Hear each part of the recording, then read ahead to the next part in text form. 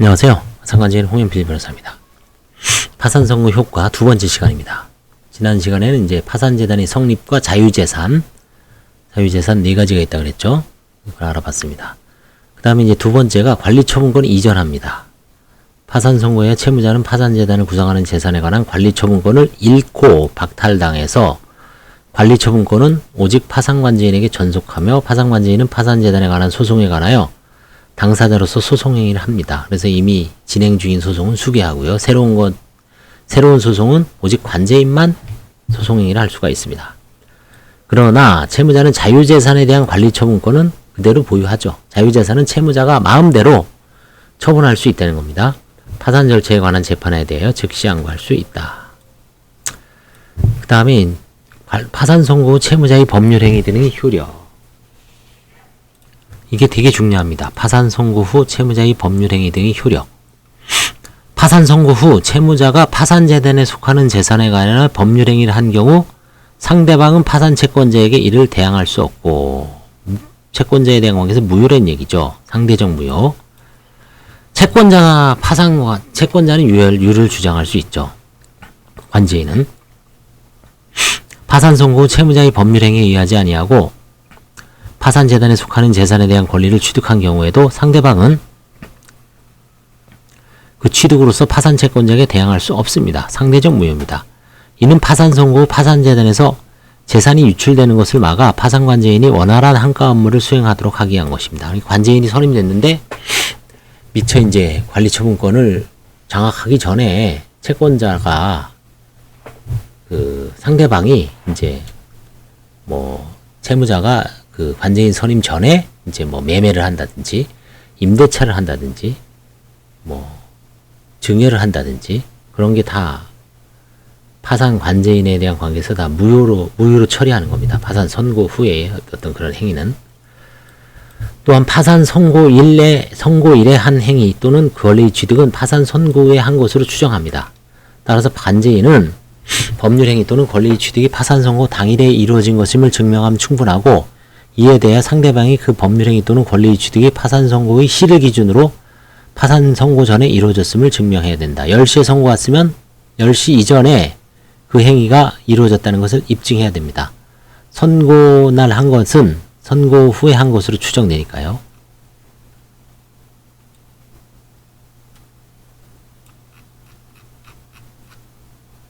그래서 파산 선고 후의 법률행위 효력을 보고 있습니다. 파산 채권자는 파산 절차에 의하지 아니한 개별적인 권리 행사가 금지되죠. 파산 채권자에게 대항할 수 없다 함은 결국 파산 채권자 전체의 공동의 이익을 위하여 선량한 관리자의 주의로서 직무를 수행하는 파산관제인에게 대항할 수 없음을 뜻합니다. 대법원 판례입니다. 또한 대항할 수 없다는 것은 이걸 잘 보십시오. 법률행위 또는 권리 취득의 상대방이 파산관제인에 대하여 그 법률행위 또는 권리 취득의 효력을 주장할 수 없다는 상대적 무효를 의미합니다. 따라서 반대로 파산관제인은 법률행위 또는 그 권리 취득의 효력을 승인하는 것이 파산재단에 유리하다고 판단하는 때에는 이를 유효한 것으로 추인할 수 있습니다. 결국 선택권은 파산관제인한테 있다는 거죠. 파산관제인은 유효를 주장할 수도 있고 무효를 주장할 수도 있습니다. 이 규정을 적용함에 있어 상대방이 선의인 경우가 문제될 수 있으나 법 331조 내지 333조와 달리 329조와 330조에서 선의 악의를 특별히 구분하고 있지 않은 점에 비춰 상대방은 선의 악의를 불문하고 파산 채권자에게 대항하지 못한다고 봄이 상당하다. 결국은 나는 저 사람이 파산 채무자가 파산한 줄 몰랐다. 다 변명이 안 된다는 얘기죠. 선이든 악이든. 그러니까 결국은 파산 선고 후에 파산 채무자하고 거래한 사람은 결국은 박살나는 거죠. 자기가 선이라도 파산 채무자가 파산자인지 몰랐다 손치더라도 무효가 된다는 얘기죠. 엄청난 조항이죠, 이게.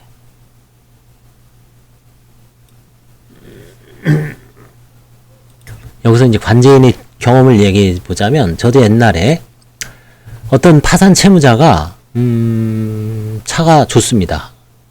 거의 근저당이 설정되지 않은 새 차예요. 한 2, 3천 되는 차입니다. 스포티지였나? 하여튼 굉장히 좋은 차로 기억나는데 2천만 원대가 넘었습니다. 그 차를 다른 사람한테 매도한 겁니다. 매도했는데 파산 선고 후에 파산 선고가 내려졌는데 아직 등기를 안 해갔어요. 상대방이. 그래서 제가 선고 후에 등기를 해가더라고요. 그래서 제가 이거 안 된다. 무효다. 돈 토해내라. 하니까 결국은 저는 이제 그거를 다시 원상회복해서 이렇게 하지 않고 그 차값을 달라. 그래서 2,300인가 얼마를 관제인 통장에 넣어주더라고요. 걔네들이. 캐피탈이었을 겁니다. 그때. 캐피탈에서 이제 신용으로 주고서 그 차를 이제 할부금을 안 내니까 일종의 매매를 받은 거죠. 권리를 포기한 걸 보고. 근데 그게 좀 파산 선고 이후에 이제 등기가 이루어졌으니까 그것도 무효할 수 있죠.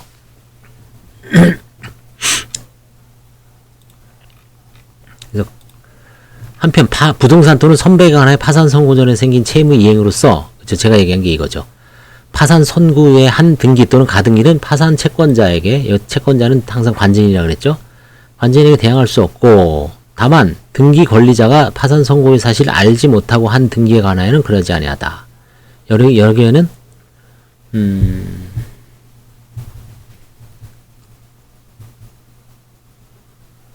권리 설정 이전 또는 변경에 관한 등록 또는 가등록의 경우에도 마찬가지다.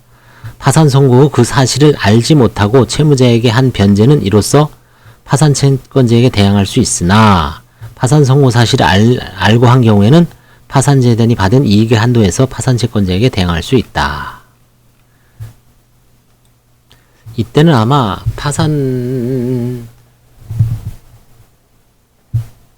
이때는 이쪽에서는 이제 자기네들이 이제 선의를 굳이 주장을 안 하고 저한테는 이제 반환을 했던 걸로 제가 기억을 합니다.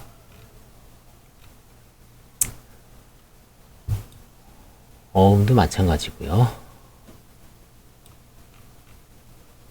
파산 선고 전에 채무자를 위하여 상속 개시가 있는 경우 채무자가 파산 선고 후에 한 단순 승인이나 상속 포기는 한정 승인의 효력을 가지고 이는 포괄적 유증에도 마찬가지다. 이게 이제 385조, 386조죠. 이거 간혹 있습니다. 이런 경우.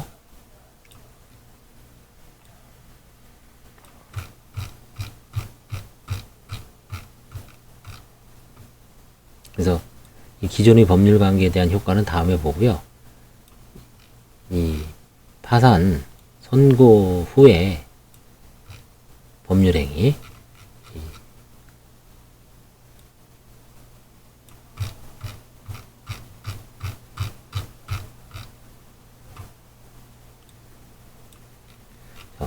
파산 선고 후 채무자의 법률행위 등의 효력. 이게 이제 상대적 무효라는 거.